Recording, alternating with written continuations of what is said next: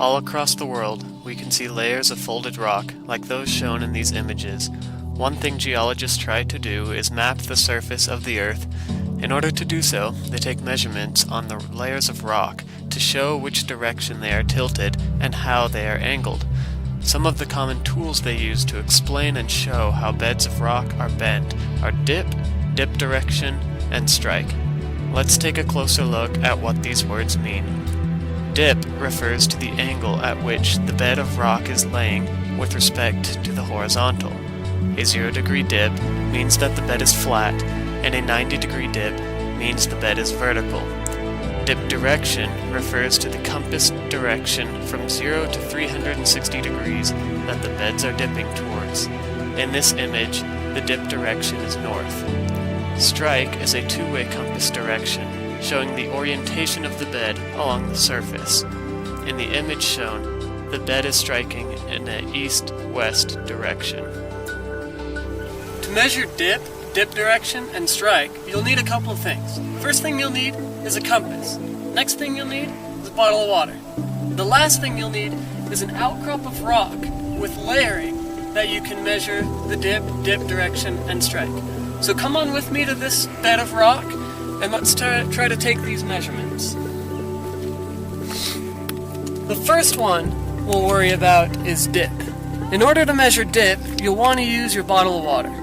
If you pour the water on the rock, you can see the direction that the water flows. The direction the water flows is the direction of the dip. Now, to measure the dip angle, you'll need your compass. So in order to do this, you need to align your compass so that west and east are facing north and south. Then you can lay your compass flat on the horizon like this, and then this black arrow will fall and point to the direction of the dip. So let's try to give this a shot. So if we lay this in the direction that the water was flowing and look at this black arrow right here, we can see that it is pointing to about 20 degrees. So that means that the dip is 20 degrees from the horizon. Now we will measure the dip direction. In order to do the dip direction, we'll take this part of the compass and lay it flat on the rock in the direction that the water was flowing. Then we'll take this part of the compass and lay it flat so that the needles point the directions that they should be. So next, we need to line up this red arrow with the red needle.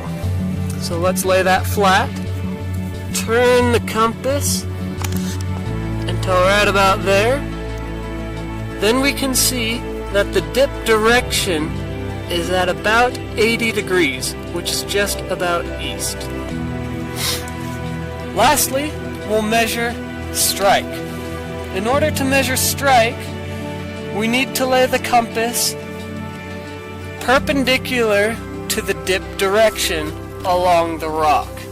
Once we do that, and we line up the red arrow on the compass with the red needle, we can figure out which direction the rocks are striking. Once we've done that, we can see the strike goes in this direction, and it goes from about 345 degrees to about 365 degrees, which is just about north and south. So that is how you measure dip, dip direction, and strike.